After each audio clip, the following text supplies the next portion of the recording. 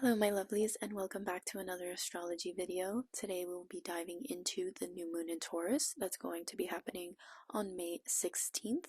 This is going to be a very interesting new moon because it's going to be happening at the same time with Mars conjunct Chiron in the sign of Aries, and we're going to dive deep into what this means for each and every sign so you could see how this energy is going to be affecting you specifically. I suggest to look at your sun, moon, and rising sign. Your rising sign is going to be the most specific. You can look at your sun as well to see how this will be affecting you physically, and your moon to see how this is going to be affecting you on an emotional sense. So let's start with Aries rising. This is going to be happening in your second house. Your second house has to do with your finances and your self-worth. So the fact that this is happening in your second house means that there's going to be new beginnings when it comes to how you make money, how you see yourself, and how you perceive yourself in terms of your worth and what your value is to this world. You're going to have new insights, new ideas on how you can use your gifts to make money and how you can use that to create more stability and security in your life. On this same day, we are having Chiron conjunct Mars in your sign. So there's going to be major shifts in your identity, woundings maybe of like past identities, ways of being that you've clung on to, that you thought this is just who I am, this is just how I've always been, that now are suddenly coming to the surface and are asking to be removed and released so that you can step into this new identity of making more abundance and more wealth for yourself. It's going to feel a little painful because it's going to bring up these deep subconscious wounds that maybe you did not want to face. These things that have been holding you back and keeping you stuck in old programming, in old identity structures, are now coming up to the surface so that you can face them and release them once and for all and step into this new phase of abundance and wealth. Taurus and Taurus rising, this is happening in your first house. This has all to do with your identity. A new moon in your first house is complete changing and shifting the way that you not only see yourself, but also how you express yourself to other people and to the world beyond. You're starting to realize and understand that certain ways of being and certain identities that you've held on to and ways that you've expressed yourself don't really align with who it is that you truly are. The masks that you've been wearing, or maybe you've been performing in certain situations with certain people in your life, they don't resonate with you anymore, and you can no longer continue to do so. And this can mean upgrades to your wardrobe. This can be changes to your hair, the way you do your makeup. All of a sudden you want to shift and look brand new, and I entirely suggest that you do so. Now, Cancers and Cancer rising, this is happening in your 11th house. The 11th house has all to do with your friendships, your networks, the people who you keep around you, and your dreams, your goals, your grander vision in life. So this is a new awakening coming into these areas of your life. You can all of a sudden meet new people who inspire you to reach new heights, to reach new levels. All of a sudden you get an inspiration and insight of this new vision or goal that you have for yourself in the future that you never had before. You are starting to see things in a bigger picture and on a grander scale, and you want something that's better for yourself. Not only do you want what's better for you, but you want something better for the groups around you. And if the people that are around you aren't supportive of this new, bigger version of yourself, you're going to see that maybe it's time to let them go and move on into bigger and better waters. Now, Leo and Leo rising, this is happening in your 10th house. The 10th house has to do with your career and public image. Therefore, now with the new moon in Taurus, you are starting to develop a better and clearer understanding of what it is that you want to achieve long term when it comes to your career and how it is that you are perceived in the spotlight, in the limelight. You want to create something that's long lasting, something that's stable, that's secure, and that might require more slow and intentional actions. You're refining the way that you are perceived by other people, especially in your career and the way that you express yourself on a public stage. People are going to start seeing you differently, and it's going to be in a good way. Now, Virgo and Virgo rising, this is happening in your 9th house. The 9th house has to do with long distance travel. It has to do with higher education, higher learning. And so you're starting to develop a new perspective on what it means to see different cultures, different ways of being. You may decide that all of a sudden you want to dive into a higher education, maybe go back to school, get another degree, get a certificate. You want to become a master at something. And all of a sudden you get this new insight, this new intuition of wanting to explore and expand your current horizons of knowledge and belief. Ultimately, you're trying to move in a direction that brings you more stability, more love, more harmony in your life, because this is happening in the sign of Taurus. So as long as your long-term vision is aligned with that goal, whether that mean moving abroad, studying and learning something new, expanding your knowledge in a new way, follow that intuition. Now, Libra and Libra rising, this is happening in your 8th house of shared resources and intimacy. This can lead to new beginnings in how you make your investments, new beginnings in how you take care of things like debt and shared resources that you have with a partner or even a business partner. It doesn't have to be a romantic partner. You can dive deep into your psychology of what things are holding you back from reaching deeper levels of intimacy with the people around you, how to develop deeper levels of trust with the people that you love. You're starting to gain new insights, intuitions as to how to create stable sources of investments and reoccurring sources of income with somebody else that leads to more stability, more security, more abundance, and more harmonious relationships into your life. So I think this is going to be a great time for Scorpio risings to collaborate with other people and figure out what their long-term plans are when it comes to money and finances, and how do they plan on nurturing and deepening the connections that they have with the people that they care about the most. Scorpio, Sun, Moon, and Rising, this new moon in Taurus on Saturday is going to be happening in your 7th house of partnerships, marriage, and relationships. So you, out of all of the signs, will have the greatest possibility of perhaps meeting somebody new or starting a new long-term, stable, grounded relationship.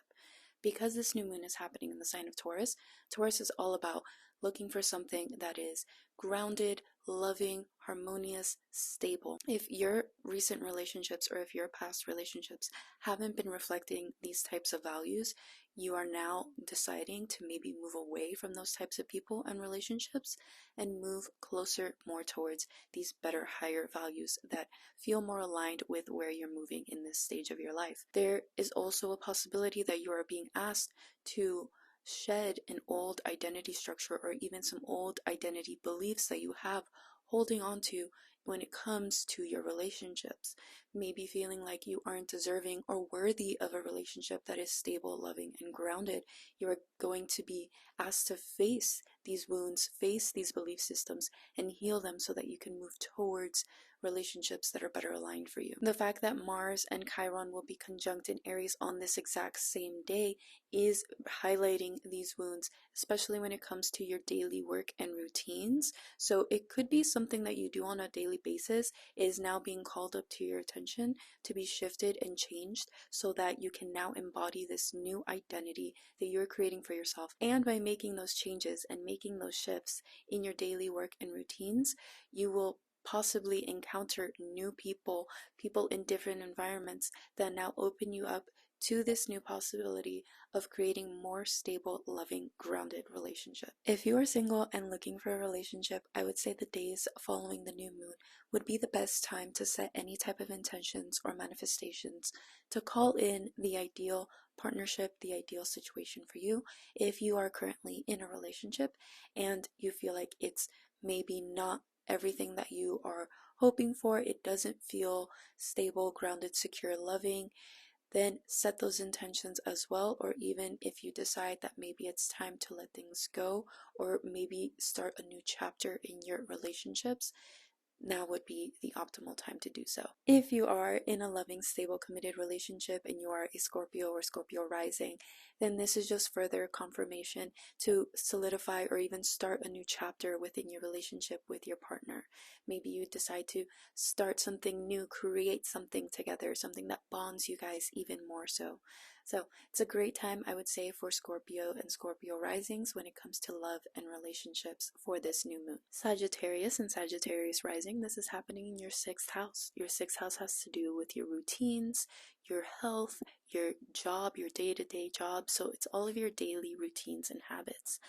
So you're having new insights and intuitions on what changes you need to be making in your daily routine, whether that be changing up your workout routine, changing out what it is you need to be eating, your job, maybe fixing your schedule and adapting your schedule in a way that ensures the stability and the security of your future.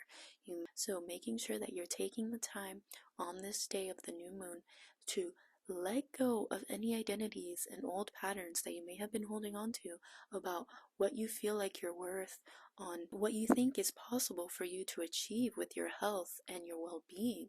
Letting go of these old identity structures and figuring out what it would look like to be and step into this new identity of someone who is happy, who is healthy, and who is living a life that is alignment day to day with who it is that they actually are, and creating a stable and loving, harmonious future for yourself.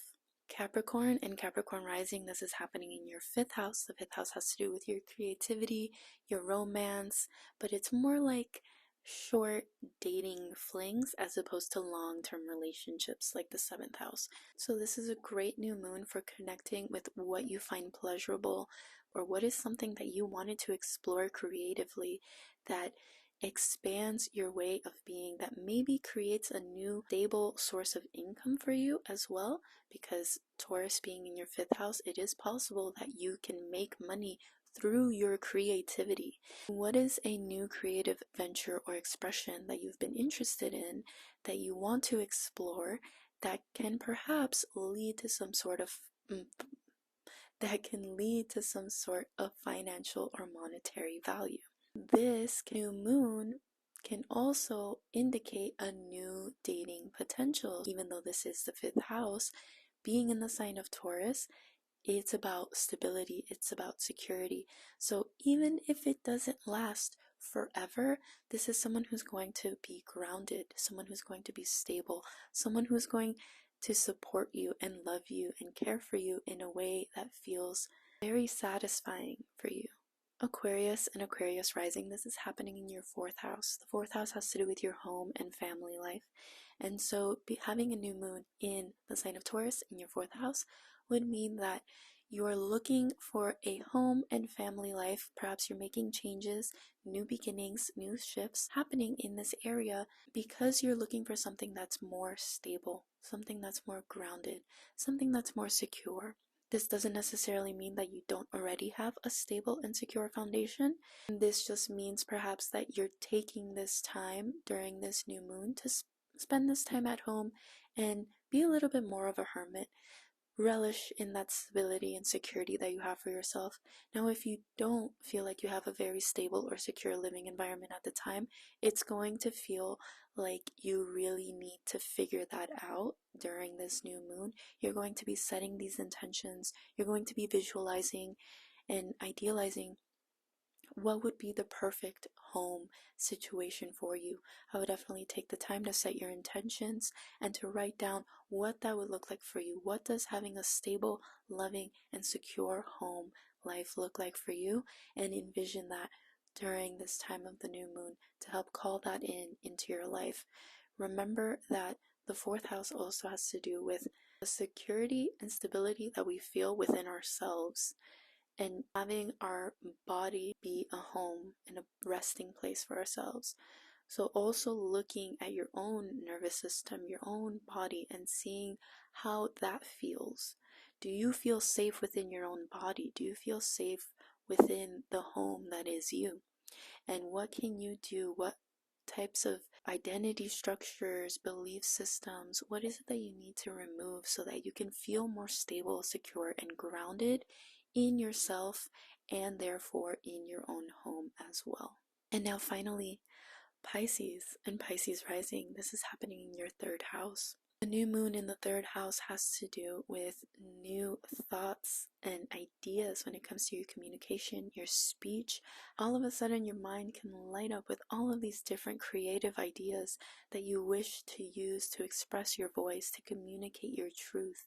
Whatever it is that comes up, especially towards the end of this week, because we will have that Mercury Cazimi in the sign of Taurus once again in your third house, you will be getting a lot of insights, a lot of downloads of your truth, and make sure that you are expressing that truth, whether that be through writing, whether that be through speaking, through singing, whatever creative outlet that you wish to do so. Just make sure that you are expressing and you are letting it out there, because you have a specific truth that you need to share with the collective and people need to hear it. I don't want you to feel like what you have to share or your thoughts or your ideas aren't valuable. What you're receiving towards the end of this week is direct transmission from the universe with these energies that are being aligned. I need you to write down all of the creative ideas that you have and express them. You don't need to entirely act on them just yet, because new moons usually, they are the darkness of the moon. Things may feel a little bit heavy on the day of the new moon, so it may be a little bit difficult to express these things. However, the days following the new moon, I would say, would be a little bit better for you to express it. I'm not saying you shouldn't express anything on the day of the new moon. Of course, do what feels true to you.